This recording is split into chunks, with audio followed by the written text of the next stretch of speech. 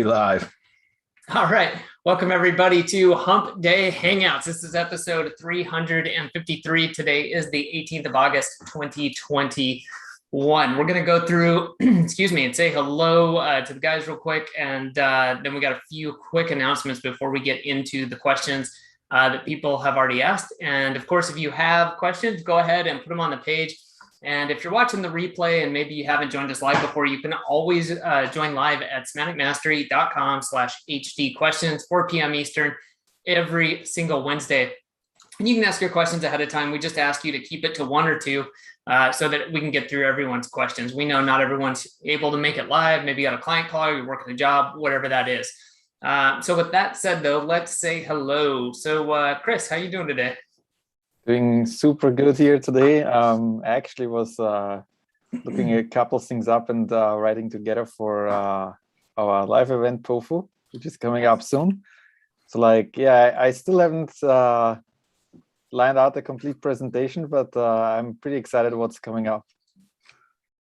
What's happening at your end? Well, I got my POFU coin for 2021. So I'm excited about that. I will be sending these out to everyone who is attending POFU Live. That's the only way you get one. Actually, we're nice. We give people 2 coins now so that you can put one on your desk, keep one in your pocket or at the office, whatever it may be, just as a good reminder, right, of working towards POFU. But if you haven't got your ticket yet, go to pofulive.com. You can find out who the speakers are. You can get an idea of what's going on there and grab your ticket as well at the lowest price possible right now. But what I also wanted to talk about was I hopped on a call today with somebody Bradley talked to, I think in April. So Daniel, the cold email wizard. That was super fun. Yeah, so I'm talking to him and a few other people about average order value. So for those of you in the e-commerce space, especially, but with any business, average order value is an important number to know. And so talking to him about that for a podcast episode, and then talking to a few other people this week. And I guess I'll just share the raw videos or audios with Semantic Mastery people once I get those produced. So anyways, he was a blast to talk to. He's working on a bunch of SaaS products as well in the email marketing space. And I'll put the link to his cold email course. Bradley, I know you really enjoyed that, right? Yeah, it was really, in fact, I only went through like 40% of it and I got what I needed out of it. And I have not been back, but I know that he's added a lot of additional training to it ever since. So that's, I know you've probably been through more of it than I have actually, Adam. But I know it's fantastic. It was outstanding. He's a big action guy. Like, I love it when he presents. It's like, just like, well, just stop fucking listening to me and go stop out there being and fucking do it. stupid. Yeah, but it's really good. And he backs it up though, because everything he has is super actionable. And like, hey, you need an example? Here it is. Like, don't overthink it, just do it. So I'll put the link to that if you're doing or thinking about cold email. It's really good. He goes through the how, the why, the tools you need, all that sort of stuff. So anyways, with that said, that's how I'm doing. But Bradley, last but not least, how you doing? Busy as hell, man. Got a lot of stuff cooking. I'm going to be doing a pretty cool training tomorrow for the MasterMInd that I've started to prepare for a little bit today. But yeah, just a lot of good things going on. Just it's crazy with all the tools we have available that just, that it gives us really like kind of an unfair advantage. And so I'm going to be covering a lot of that stuff tomorrow, actually. And we've got a lot of really cool things coming down the pipeline for Semantic Mastery over the course of the next couple of months too, besides POFU Live. So what's going to be covered in tomorrow's MasterMInd? In tomorrow's bunch of the AI tools, and specifically how I've been using them in my own business, and various tools. And I've just recently in the past week found one that is, I think, going to replace several other tools all in one. So that's something that I'm anxious to kind of get out to the people in the MasterMInd. So I'm going to be covering that tomorrow. So a lot of cool stuff, a lot of good stuff coming. Cool. Well, before we get into the questions, just wanted to say, first of all, thanks everyone for watching. If you're watching and you don't have a question, just pop in, say hello, let us know how you're doing. If you're watching on YouTube, make sure you go to semanticmastery.com/HD questions. Where, we try to redirect people there, but we're not always watching the YouTube page. So you need to ask the questions on that page. And then last but not least, wanted to again mention POFU Live. You hear us talking about it a lot, but you can find out much more about that at pofulive.com. And if you're ready to grow your digital marketing business or your brick and mortar, joining an experienced community is probably, I'm trying to think, there's a couple things, but it's up there in the top 1 or 2 things that have helped me grow. And it's part of what we do with the mastermind, right? With people. And I've joined different masterminds for different purposes. But as far as having a digital marketing agency, learning how to grow that, being around other people going through the same things, then that's where you want to be. And you can find out more about that at mastermind.semanticmastery.com. And before we get into it, Marco, looks like you got a new setup, man. What's going on? How you doing? No, I'm at the beach house, man. Oh, nice. It's real. It's not fake. That's the sun coming through. It's like it would have been really cool if the wall would have just fallen over or something. Yeah, right. Fake backdrop. There's so much light, in fact, that it is bouncing off my dome. But anyway, here I am. Haven't missed one yet. Well, I have missed a few for whatever reason, but here I am, and here we go. I'm ready. Right on. Cool. All right, let's get into it.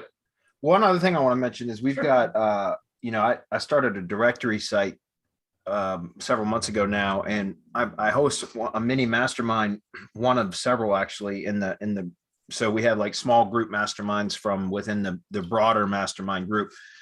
And, they're for very specific reasons typically. And I started an accountability group, a weekly accountability group on Mondays, specifically on building a directory site and using that as a kind of a prospecting tool, and various other ways to kind of integrate that into an agency. I'm doing, an industry or a niche specific agency, but it can also be done on just purely a local level. So like if you wanted to have a business directory for a particular city, for example, I don't recommend that. I prefer industry specific myself, but anyway, long story short is we've been doing that accountability group on Mondays for a couple of months, but there's only been a handful of members, and one of the other members, Dietrich, who's in our mastermind, he was trying to get more people to join that want to do that. So if anybody's interested in joining, building a directory site and using that for kind of a way to build your own agency. I've got about 8 months experience with that now, and I've got a lot of systems in place that are working really, really well. And I'm going to be covering a lot of that in the accountability groups. You have to join the mastermind to be part of that though. But if that's something you're interested in, come join the mastermind. We've got some great offers available for you if you need them. And then request to join that directory agency mini mastermind, and you can come join us on that. And that's a weekly meeting. So yeah, word of caution though. Like he was very specific about the kind of people that he was looking for. He wasn't just looking for people to come hang out. No. Just like in the mini mastermind, I'm sure the one you run and the one I run, we're not looking for people to come hang out. You come in, you're held accountable for whatever it is that you're supposed to do. I mean, the whole point of an accountability group or whatever it is that you're doing, a building group, a directory group like you're doing, is for you to do something. Whatever it is that you're saying you're going to do it. Otherwise, what's the point of joining? I guess, I don't know. You just want to see what's going on or whatever. There's other groups for that. Yeah. Where you can go hang out and watch what other people do. It's not what we're looking for. It's not what we want. We want people who come in, take action, and then come every week and say, this is what I got done, and this is what I'm planning to do next week, so that the following week, you're held accountable again for what you were supposed to do. And if at any point you stumble, you have other people to help prop you up and say, okay, so what happened? What's going on? How can we get you going again in the right direction? That's right. Otherwise, you're just wasting everybody's time, and you're taking up space, and you're taking up the place of someone who could come in and perhaps do like we all do. It's actually what we want. We set up these things, these mini masterminds, so that people can be successful, so that we can help them be successful and help them along the way. And if you don't want to be helped, or if you don't plan on doing anything, then seriously, what's the point? Yeah. If you don't want us to help you, then why even bother? I don't understand people, right? People sign up for beta and they don't test. People sign up for a testing group. I'm planning on setting one up for the Heavy Hitter Club, where we go and test different things, different sections of the algorithm that I've been looking to get into, of the Google algorithms. It's several of them at play. But then people sign up and they don't do anything in beta except pay, which is, I mean, I guess it's okay, but that's not the way I want to make money. I want to help people make money so that, okay, now you have a reason to pay me because you're making money. You're not just there hanging out. That's my whole point. Yeah, I agree with that. And part of the reason I started setting up some of these accountability groups, I got 3 of them that I'm running right now, is to make myself accountable. Like, in other words, it's so easy to, make a commitment to yourself and then not follow through, like to break a commitment to yourself. But for me, it's much harder when I make a commitment to others that I'm going to do something, and then to break that commitment, like that's a lot harder for me to do. In other words, I don't want to disappoint, right? Or to let anybody down. It's about having integrity, right? So if I say I'm going to do something, I fucking do it. And that's part of and especially when I announce it to others. And so part of the reason that I started be 100% honest, I started the accountability groups to hold myself accountable.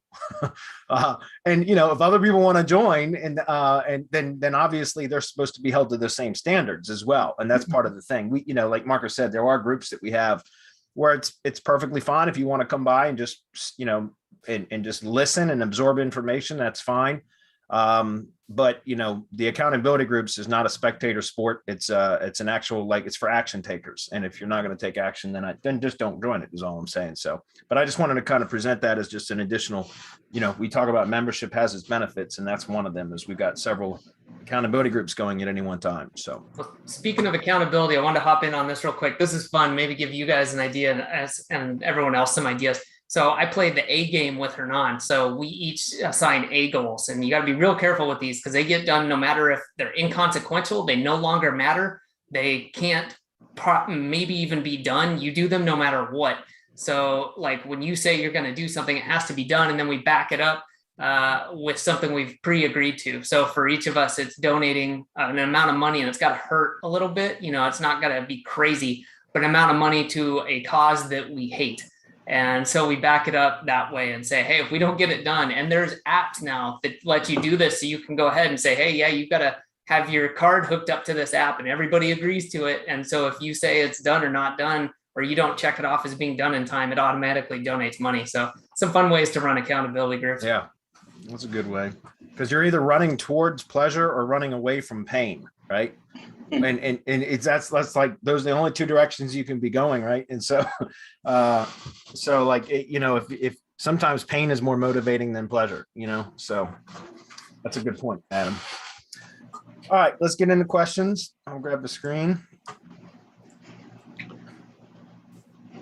First one up is Andres, I guess. He says, hey, SM, wanting to jump into lead gen SEO, but still not sure how to track leads and calls. I know I can use something like callrail or Twilio to get a phone number and route a lead to a buyer, but how do I know that they actually made a sale from the lead? Well, you can't really without asking, but if you're getting into lead gen, it's your job to generate the lead, not generate the sale. Does that make sense? So like, you depending on how you arrange the agreement with your lead buyer or service provider, whatever you want to call them, there are agreements or arrangements where you only get paid if they close a sale, but I would never recommend that to somebody right off the bat. I would only recommend kind of creating that sort of a relationship with the service provider after you've had some sort of history and a track record of them being successful at closing the leads that you send them. Does that make sense? So what I mean is, typically on lead gen, you're either going to do a rank and rent, which is basically where you just lease them the digital asset that's generating the calls for a flat monthly fee. That is absolutely the easiest way to get into the business. It requires the least amount of management because you don't have to track individual calls and everything else. You don't have to worry about all of that, but you leave the most money on the table that way, in my opinion. The next way is pay per lead, right? Or pay per call, either way. And that is how most people do it. And I think that's probably one of the better ways once you have at least some infrastructure in place, like some systems and processes and the ability to track calls and, keep records of them and all that kind of stuff. And I'll give you a couple of resources that I use specifically for my lead gen business that I think are going to help you. But then lastly, what I call revenue share, which is where, and I've got that arrangement with 2 different contractors right now, actually. where I generate the lead and I send the leads to them, and they don't pay me for the lead unless they close a sale. Like, in other words, if they sell a tree service job, then I get 10% of whatever that tree service contract was. And that's what my payment is for referring the lead to them. But like I said, I never would encourage anybody to try that unless you have a track record with somebody that's doing rank and rent for a period of time and pays you on time and tells you that they've got good closing ratios and, that kind of stuff, or they're buying leads from you and they pay you on time and they're happy with the leads. So they keep buying leads from you, which means they're obviously closing a good percentage of them, or else they wouldn't keep buying leads from you. And then you could always offer that at a later time. But I would never encourage anybody. Trust me, I've done it many times over the years where I've tried to come right out of the gate with like, hey, I won't charge you for anything. You only pay me for leads that you close. And you end up getting burned that way many, many times, where your effort goes you don't get compensated for your effort because either they suck at sales and they're not closing any sales, or they flat out lie to you and tell you that they're not closing sales. And there's ways to find out. Trust me, I've done it. There's ways to find out whether that's true or not. So I don't recommend that. But really quickly, and then I'll let somebody else comment on this.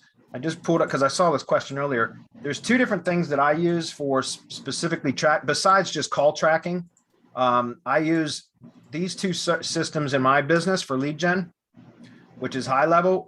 So if you go to semanticmastery.com/high level, one word, then it'll take you over to there. They've got a 14-day free trial, but they've got a $97 plan subscription plan that is, I think it's absolutely critical if you're running an agency or a lead gen business that you have something like high level. I think it's like an agency automation platform that does so many things. And you can use it for just your own business to begin with, but then I would recommend you would upgrade to an agency level at some point, which is $300 a month, because then you can actually sell that as a service to clients or to your lead generator, or excuse me, your lead buyers, which is kind of how I do it. Every lead buyer that I get now gets a seat or their own, high level account that's a sub account of my high level account. Because then I can track and show them, like through the high level, through their high level account or sub account, I should call it, that I can show them all of the activity, the number of leads. There's a sales pipeline that I built in, which for tree service contractors, it's a 5-stage sales pipeline. So at any given time, I can just really quickly take a look at their pipeline and see exactly where leads are and that kind of stuff. So I think it's an absolutely critical component to running a lead gen business. Even if you're just using it to monitor your own or to run your own business at first, before upgrading to an agency account where you can then, have sub accounts. So that's number one. And number two is if you go to semanticmastery.com/lead simplify, which is one word as well, that's going to take you over to Mike Martin's lead simplify system, which is a great system. I also use this in my business for lead gen, especially because if you're selling on a pay per lead basis or rank and rent, either way, but on a pay per lead basis, this is a really, really good system because it can automatically distribute leads that come into the system out to all of your lead buyers that are in the system. So in other words, they'll get an SMS and an email notification that a new lead has come into the system that meets their criteria. And then they can log into their account because they get sub accounts of your lead simplify account, and they can see redacted information about the lead, but it gives like pertinent information, like what city or the zip code that the lead is in, partial name, partial phone number, and then the job description. And if they want, they can purchase that lead, and they just deducts credits from their account and they purchase credits from you. So my point is, between high level and lead simplify, I use the two of those together to run my lead gen business. And high levels, like I said, $97 a month to have just an account for your own agency. But then Lead Simplify is incredibly inexpensive. I think it's like $40 a month or something like that. But it's totally worth it if you're going to be running a lead gen business to use both one or both of these. I prefer using both, actually. And both of these systems will they integrate with Twilio anyways, so you can literally generate new phone numbers for different lead gen assets or different projects, different campaigns, right within either one of these systems.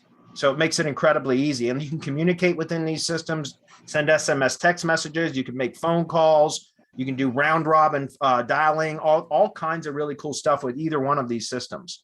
So that would be my suggestion to you, is to try both of these. And don't worry about whether they're closing sales or not. Whoever you're selling the leads to, at least not up front. Your job is to generate the lead, not close the sale. That's their job. You should get paid for generating the lead, period. Then once you've established a relationship with them, if you want to help them to get better at closing sales, for example, like set them up with their own sales pipeline, which will help them to keep track of a lead and which stage it's in and all of that, then that's when you can upgrade like high level to an agency level and sell them a seat in there, and then help them to, work out their sales process and all that, and just get better at follow up and all that other kind of stuff, where they get higher conversion rates, if that makes sense. Right. And then you can get paid for that as well. So anybody want to comment on that? Yeah, the whole point of doing a lead gen or pay-per lead, pay-per-call is that you can't know what it is that they're making from a lead unless you have access to their books and to their back end, to the revenue that they're generating. And there's very few people that'll let you in that way, like right from the start. The whole point of getting into it the way that you are in lead gen is that your only concern is how many calls they're getting or how many warm calls they're getting versus calls that could be from, I don't know, just someone who spam, people spam phone numbers, or people just make sales calls. So you either get paid for the bulk number of calls, 200 calls a month, or you get paid for each call that mentions one of the hot words in the industry. For example, I need a plumber. A call that says, I need a plumber right now, that's hot. You get paid for that. Versus, yeah, I'm calling to see how much a plumber would cost if I were to call. That's neither here nor there. It could turn out into a lead.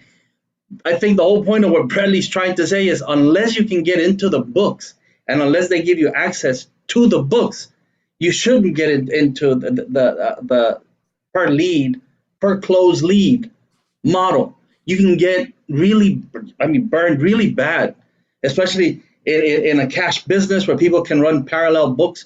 One set of books that gets turned over to the bookkeeper, another set of books that includes all the cash sales, and then you're missing out on maybe more than 50% of the money that you should have coming, simply because they're cooking the books, right?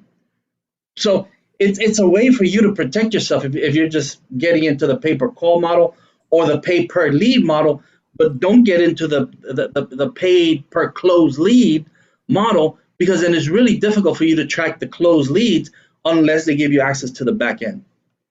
Yeah. Yeah, and I just actually opened up one of my lead buyers high-level sub-accounts, and this is it here. And so this is the 5-stage pipeline that I run. So all leads come into this pipeline here, and we're just showing open leads right now. But it's great because we get to track the different stages of where the lead is, and go to the dashboard, and it shows essentially the entire business right here. And it shows that since February of 2021, he's basically sent out $172,000 in proposals.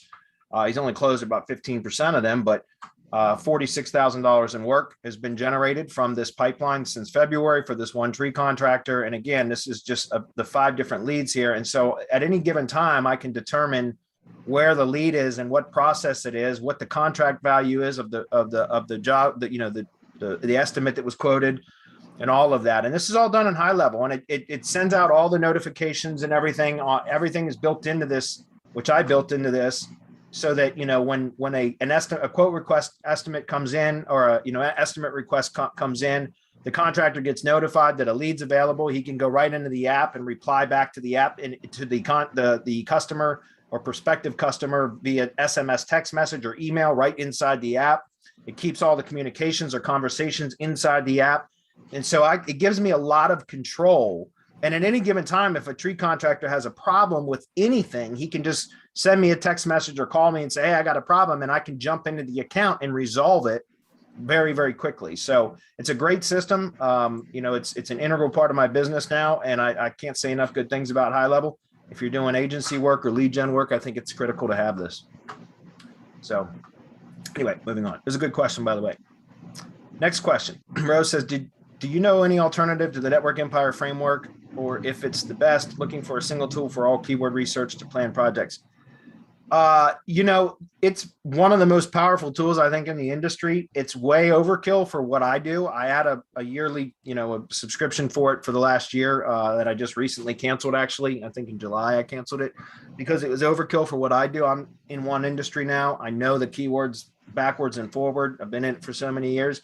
So, Ro, the short answer is I don't know if there's any other tools out there that does as much as Network Empire does. You know, if you're doing a lot of different industries, or you're doing, you know, affiliate stuff or national or global type SEO campaigns, then I don't think there's a better tool available than DMT, Digital Marketers Toolbox.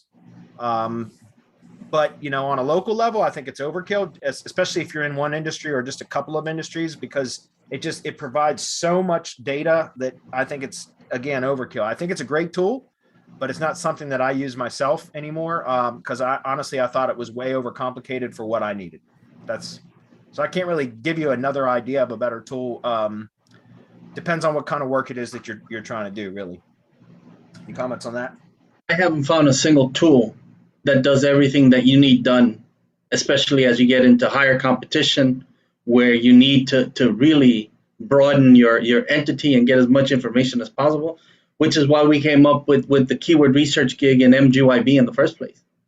I mean, that's the reason why that came about, because we needed to train someone, or I needed to train someone to do keyword research the right way and to focus it the right way and to give it back to me cleaned up, because there's so many keywords that can have a relationship and not all of them will work.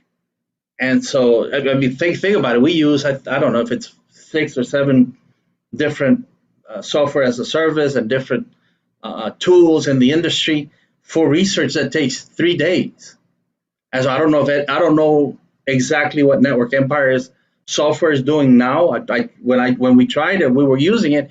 It was part of our keyword research anyway. So we were using Network Empire's software to do our keyword research, but it was just another tool in the toolbox to do the keyword research correctly. So Rohit, I don't know of any single tool. I mean, not SEMrush, not any of them, not even Uber suggests. You know, but we use all of those in conjunction to find the all of the keywords possible in the keyword set. Yeah. Yeah, I mean, I've been using Surfer SEO too, which is for kind of tuning content, and they have some keyword functions in there for topic clusters and such, and that's fairly good. You know, for creating topic clusters and things like that. But it still needs a lot of manual cleaning as well, because it'll pull in stuff that's not really relevant, especially on a local level. So you know, there's different tools that do different things, but you know, again, if you become proficient with DMT from Network Empire, then it's going to give you almost all the data that you're going to need. I've seen, you know, like Jeffrey Smith, for example, he loves that tool because it'll give you like the entire market basically right at your fingertips. It's crazy. It's very, very powerful, but like I said, overkill for what I do. So I don't really use it at all anymore. Moza, he said, "What's up, Mom?" And he says, "Hey guys, on BB's suggestion, I use Loganix monthly citations for all my clients, and so far everything has been tip top in terms of service quality and client satisfaction. Clients like to see activity being done. Yes, they do. I plan to keep up the service, but do citations have diminishing returns? They seem to have no trouble finding new citation, and that's for sure. However, do these new citations still provide the same boost as the first few dozen?" You know, that's a good question. I don't know that they provide much more of a boost after a certain level, but they continue to add to the entity footprint. Does that make sense? They're additional validation signals, right? And it's a way to keep adding more nodes to your entity footprint, so to speak. And so, in my opinion, it's great just to keep going and just to keep doing that, because you know, and what I like about Loganix citation building is they do 20 structured and 10 unstructured per month. So you end up getting, you know, like 10 video and social media, like photo type citations. So they're different. They're not just all like directory style stuff.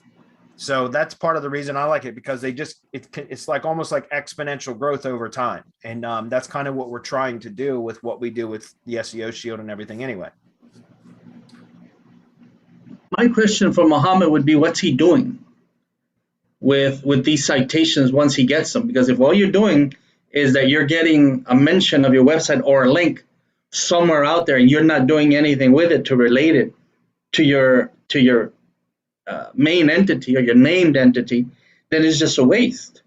If you're not powering up, if you're not link building to it, if you're not in some way associating that with everything else that you're doing, then yeah, you're going to, and you're going to have diminishing returns anyway, because that's the way that links are set up. We talked about this. If you ask me this question in the Heavy Hitter Club, I can go a lot more. I can go into a lot more detail than what I can go in here.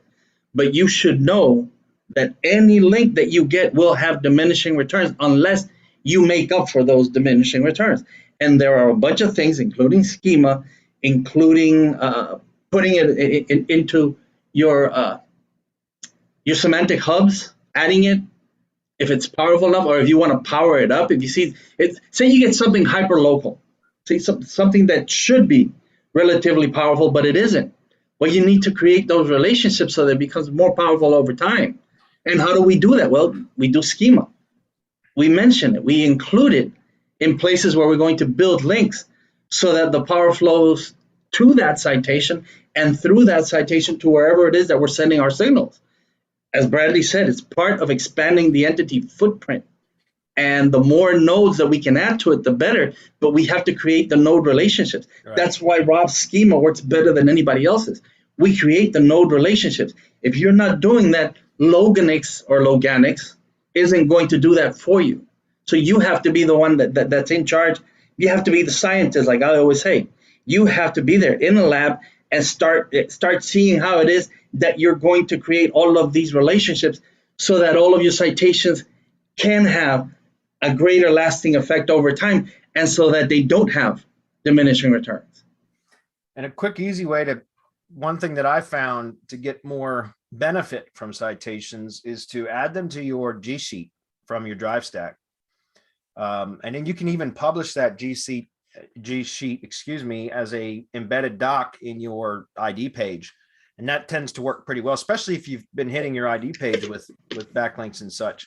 I was actually taking a lot of the links, the citations, and turning them into links like in the sidebar of an ID page. And I would just use, my keyword set as the anchor text, but I would no follow all of them. But once you get past a certain number of citations, it like the ID page looks ridiculous because it's got just, hundreds of citations in the sidebar, and it's just a real long page.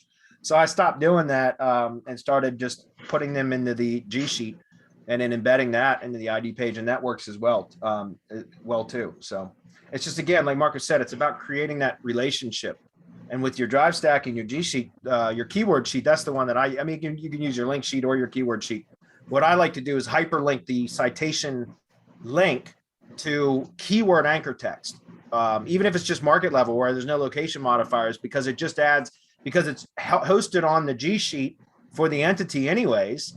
So that creates the relationship, but then I'm just injecting a little bit more keyword relevancy back to those citations by hyperlinking them with keyword anchor text. And that's just kind of a quick and dirty way to get some additional, kind of force the association from those citations. And it doesn't take but a minute to do. So it's a good question as well. Rug says, does it matter much for SEO if our silos are split up? For example, if our existing 5 main location-based services like rug cleaning are under the menu services, the other city location-based service pages are under blog. For example, services/service 1 main location and blog/service 1 location 2, 3, and 4. Just making, what I have found through the last several months of testing and focusing a lot more on organic ranking for local stuff than what I have over the past several years. All I cared about for years was maps ranking. I could care less about organic rankings. I didn't care. That wasn't something that I focused on. The last several months, I've been focusing a lot more on organic stuff. And I can tell you when it comes to local, keep your site structure simple. right? You want to keep it as simple as possible. Number one, it's just easier to manage. Number two, they tend to perform better. The more complex you make a local site, I think the harder it is to rank. And I mean that. I've got some that I've done that in the last 2 or 3 years that the structure was way overcomplicated and it never performed as well as I had intended or hoped that it would, excuse me.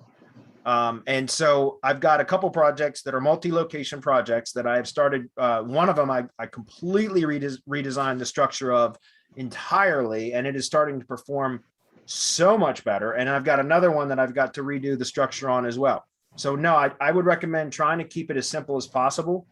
I can't really give you the silo structure here in this setting, but I do talk about it in the mastermind often, especially because I've got some crazy good results coming from the restructuring and making stuff a lot simpler.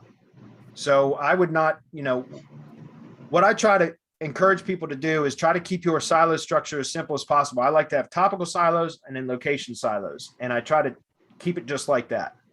And so there's a number of ways to do it. I've talked about using tags in the past, how you can create location silos, but you can overcomplicate that very, very quickly as well. So if you're going to use tags as opposed to categories for either a topical silos or for location-based silos, you want to try to keep that simple too. Because remember, guys, the more you, like, for example, the more tags that you add to a post or a page, you can add tags to pages with plugins like tag pages and things like that. The more you kind of dilute the link equity for that page, right? Because it splits out through all those different tags on that page to each individual tag page. So again, you can overcomplicate stuff and really fuck up or annihilate your internal link juice, right? And how you kind of want stuff to flow throughout the site. And so if you keep it a lot simpler, your internal linking structure simpler, which means a simpler site architecture altogether, then you can direct the link equity where you want it to go. And so again, one last thing, I know there's a process doc that we have for this that's going to give you some insight on that. Let me see. I think, Marco, do you know the link of that? I think it's mgyb.co/process, isn't it? Yeah. Process. Okay. You want to comment on that while I get him the link? Yeah, this has to do with the distance graph. Google is measuring the hops from trust and authority. And so your page, your website also has a hierarchy where your home page is expected to be the more powerful, because that's what most people are going to link to naturally. So unless you're building links to your category page to make that just as important as your home page, you're going to lose power. And if from that category you're then going to a location, and you're then going to a service, and you're then going, so you're doing all of these hops away from the market level category, which is where you're going to do most of your link building and where most others are going to link to, then it's the distance graph that takes over, is the hops away that you are, or the links away that you are from the most powerful page on your website, or what should be the most powerful page on your silo. When you're building all this out, you have to keep that in mind. You don't want to be out 5 hops from your category, because then you're killing the power flow and you have to make up for it every step of the way.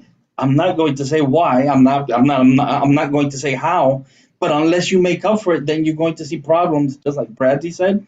Unless you keep it simple, keep it as simple as possible, or make sure that you're making up for all of the power loss that you're going to incur as you hop away. So as you add links in between your category page, your most important page, and the pages that you add to that silo, however it is that you do it, and then the supporting pages that you add to the silo.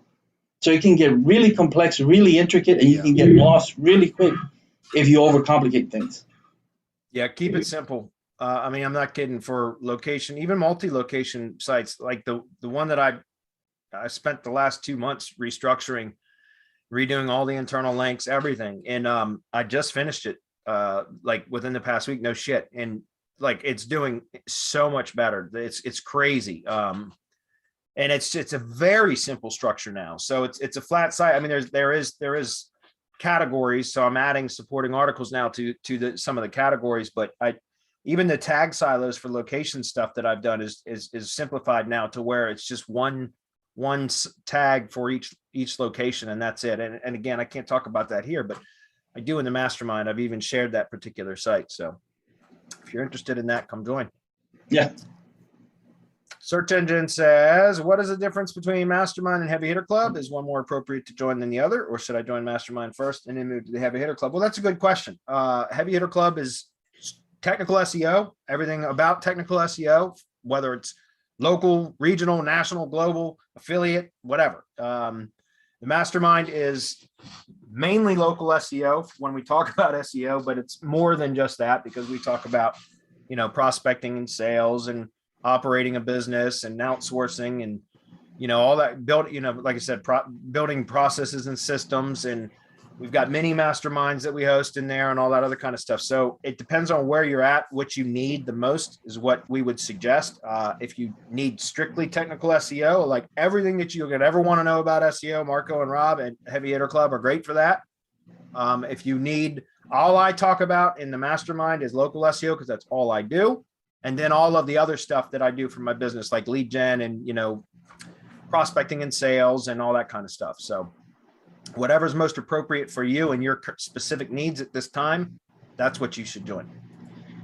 We share case studies in the Heavy Hitter Club, but it's not as if we're focusing on local or if we're focusing on regional or global or whatever. We're just focusing on case studies and how we can influence our case studies through the math that's available. A lot of people will tell you that the algorithms are math and there's math involved. Who doesn't know that? Who doesn't know at this day and right where we are right now and in this day and age that it's math, that Google is calculating a score for every page on the web, whether positive or negative, whether Google is adding or subtracting. Well, that's where we don't know, but we do know that it is adding or subtracting. And so what we can do through our case studies and through all of the different things that we do, because we get into content, we get into schema, we get into entities, we get into every aspect of what we understand about Google's algorithms and how you can then use those to rank in Google. So we use Google to rank in Google, and then we extend that, because if we understand the math and how that's being applied and approached at that level, we can extend the math to other places. We use Press Advantage a whole lot. It's one of the things that we use. So how can we then apply what we know to Press Advantage, to our GMBs, to the way that we silo, to the gsite and other places? So maybe an S3 bucket. How does that apply in an S3 bucket? Or how does that apply? We're doing it in Syndication Academy. For example, we're showing you how to make your profiles and everything else more powerful, how to make it better, because you cannot, and this is something that people need to understand, you can no longer just have a link out there and expect that link to provide power, the same kind of power over time. At some point, it's going to have nothing. It's going to provide no power. So you have to account for that. You have to account for that atrophy. And you have to understand how. Because if that link isn't, like I was telling Muhammad, if it's not related to anything else, if you haven't bothered to hook that up to anything else, then all it is some orphan shit out in the middle of nowhere that's not related to anything, and it's starving. Unless you feed it and you give it a family, it's going to continue starving until it dies. That's the way that the algorithm is set up. So we understand that, and then we go and we apply what we understand that, while at the same time avoiding the traps that are set up every step of the way, because there are algorithmic traps that you can fall into. That's the difference. And like Bradley said, he's focusing on local. He's focusing on his lead, things that I will not get into, because to me, I'm not interested in that. I'm not interested in being the best marketer or whatever. My focus is to manipulate Google into giving me the results that I want. That's what I focus on. That's what we focus on in the Heavy Hitter Club. While Bradley is focusing on, to me, it's more like his overall business, how he builds his overall business and all of the different things that he does to build his business. It's not that we don't share SEO in the mastermind, because whenever I do my mastermind, I will answer. It's called Ask Marco Anything, and you can ask me any question, whether it's marketing, whether it's SEO, just whatever it is, and I'll try to answer it. If not, I'll go look for an answer. So I'm not going to say that one is right or wrong for you. You have to decide, as Bradley said, what stage of your development you're in to see where you fit in best and what your interests are to see where it is that you fit in best. There's no right or wrong. You're going to win with either one. Yeah, I agree with that. And I want to expand just on one thing you just mentioned, Marco, too, was about orphan pages as well. And that's absolutely true. And I found out the hard way that a lot of those guest posting services where you go out and you pay hundreds of dollars to get a fucking link from a guest post published on some blog, and they sell you on the metrics of the blog, which I didn't care about metrics for many years. I've started using them a little bit more recently because I've been focusing more on organic stuff and link building and such. But they'll sell you on, this domain has domain authority or whatever and page authority or whatever, and might give you the trust flow metrics and the citation flow metrics or the Ahref metrics, which is domain rank and that kind of shit, whatever. And they'll sell you on, and sometimes they're hundreds of dollars for one post with one link. And I've paid for them. I spent between, I don't know, $2,000 and $3,000 on over the course of about 3 months on links from a guest posting service that were selling you on the metrics. Come to find out that those are orphaned pages. In other words, they'll publish a guest post on that site that they just sold you for $300 for one post, but there won't be any internal links on that entire site that goes to that page, that post. So you end up with a 0 citation flow, 0 trust flow link that you paid $300 for one fucking link. And it drives me. Can you tell I'm irritated? Because I spent literally thousands of dollars on links to find out that only probably about 20% of them had any benefit from the domain metrics that they sold me to begin with. And found out by doing a little bit of research that that's a pretty common problem with people selling guest post services. Like it's a scam. And there's a lot of people out there selling a lot of guest posts, and they sell you on these metrics, and then it's an orphan page, which means it's a page that's published on that domain, but it has no internal links from anywhere on the site to that page. So it's basically a worthless link unless you pound that guest post away, build a shit ton of links to that, but that defeats the purpose of it to begin with, right? If you go buy a guest post that you pay several $100s for, it's supposed to be because you're going to benefit from the internal link juice from that site. If it's 0, if it has no benefit from the domain that it's published on whatsoever, and you have to build links to that guest post to power it up, then why don't you just place an article on a Web 2 and do it, right? It's the same thing. You don't have to pay anything for the Web 2, So I'm sorry, Mark. I can rant about this till the end of time. No, you're right, because all you're doing is actually boosting them. That's right. Rather than the overall website boosting you, unless they link to you. I mean, this is what I was just talking about with the distance graph algorithm. Google has gotten really sophisticated. People have learned to get around it, and they sell you on a dream. And you're better off that $200-300 a pop. You're better off paying for tier link building from Dedia. I agree. And getting results from what do you call it? From his assets. Yep. Because those are relevant, at least. They'll have relevance, and they will have been there over time, because he's been building this for years and boosting it for years. So you get the overall effect of his network, not just the link building run that he does. Yeah, what I found, guys, is you focus on content, produce really good content, and then do that for your tier 1 links as well. Like I mean, that's if you treat your tier 1 links like it's money site content, you've won half the battle. It's more than half the battle.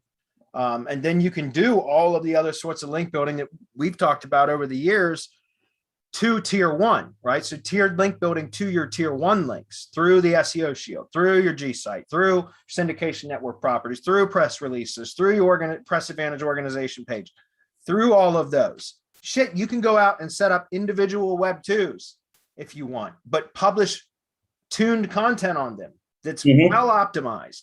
And now you've got another link building target. Branded is great, but you know, you can even do it on like themed web twos that aren't even branded if you wanted. And still those become much better, much more powerful assets than buying a guest post from some bullshit guest post seller that doesn't, you know, that basically is selling you a bunch of crap, right? You end up with a page that's worthless. And you could have spent, like Marco said, spent those $300 on really good content or link building to existing assets that you've already had set up and optimized. So end of rant.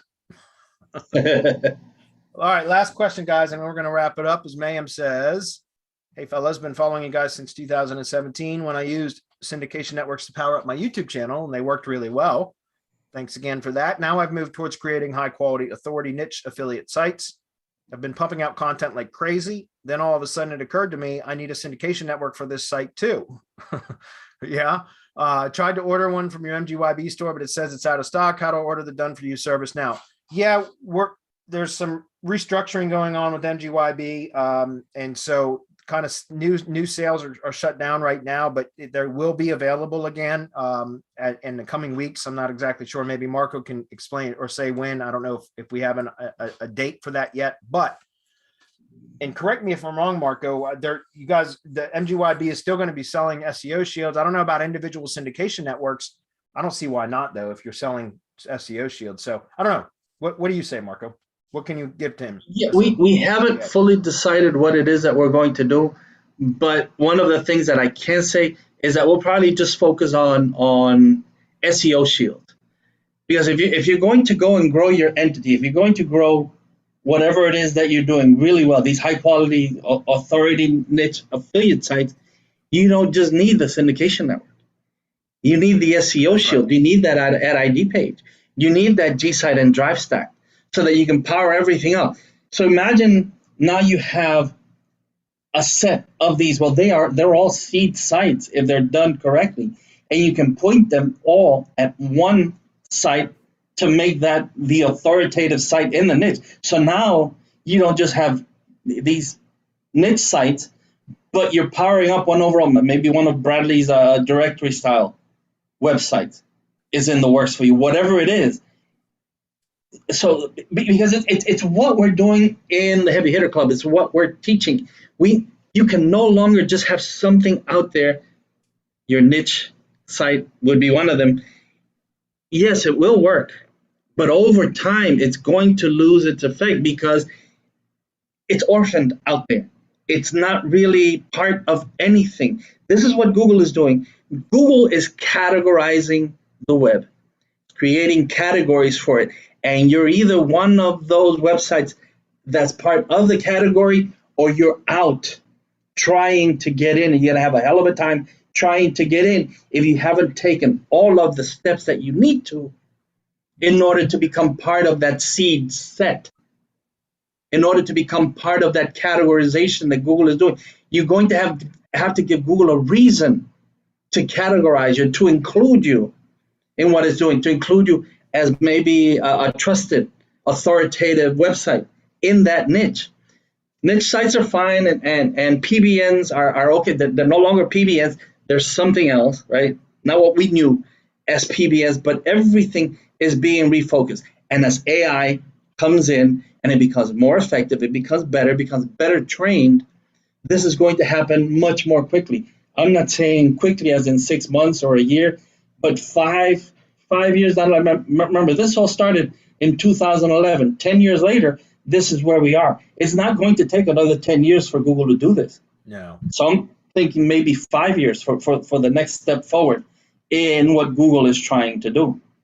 So think about that while you're doing all of this. If that syndication network worked, and it did for your YouTube channel, and then you're saying it worked really well, imagine if you applied everything that we show people when we're doing our case studies. Imagine if you did that to everything that you're doing, how much better it would be working. And that's how you need to start thinking. You can no longer just have these little orphans on the web that are going to get you all of the power that you need. Yeah, sorry, I just paused the screen because I got one thing I wanted to comment on, and I'm trying to pull it up real quick. We still got a couple minutes. Let me see if I can pull it up. That's not what I wanted. Stand by, guys. There's a shit. Fuck, I just lost it. Give me 1 second. Damn it. I don't know what I just did. So shit, I just had it. Give me 1 second, guys. I know I'm not sharing my screen, but I'm All right, pulling let me just answer then mayhem in marketing, which is, so should I consider the SEO Shield product? Yes, absolutely, not just the syndication network. correct. I agree with that 100%. Cluster AI. That is, I was just thinking about what you were talking about, Marco. I just pulled it up. So let me, I didn't actually pull that. I just found the email, but I looked at this, but it's way overkill for what I do. So let's see if I can pull this up. Yeah. Okay. You might want to check this out. This is for, because he says he's doing a ton of, the last question that we just had was talking about doing a ton of content marketing or pumping out high quality content for affiliate sites. Also, Ro was asking earlier about keyword tools. Now, I've played with this a little bit, but again, it's way overkill. Contentdistribution.com, they have what they call the keyword grouping tool, and Cluster AI. Yeah, that's the keyword grouping tool. But they've got some case studies and stuff in here. And if you get on their email list, they send a lot of really interesting, emails that show what they're doing. And they're talking about like all they do is that with this tool is they extract every single damn keyword, kind of like what DMT does. But then all they do is focus on content production, and they're ranking sites with purely on page with no backlinks whatsoever, because they basically publish content for every single keyword in the market, like at every level. It's insane. And so, again, it's basically overkill for what I do, but I thought it was really interesting. So I've been following their emails. I'm on their email list, so I read them whenever I get them, and it's interesting to look at the case studies and such. Again, I can't vouch for the service. I did a couple of downloads of where I had to generate the keyword reports for tree service stuff, and it's nothing that I hadn't seen before.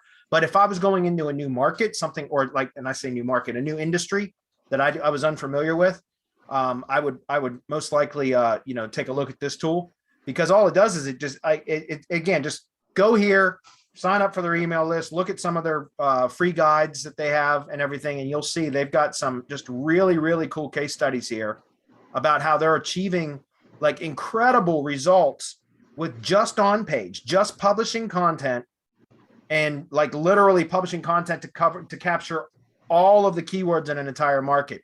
And they're doing it with no backlinks. And they're similar to what Jeffrey Smith has been able to do, and with SEO Bootcamp and his methodology over the years. So I would encourage you just to go check it out. Like whether you use their tool or not, just go check out these guides and stuff here. They've got some just amazing stuff going on here. Really interesting stuff. So, okay, I think we're done. Are we done? We're done. I think so. Right That's on. it.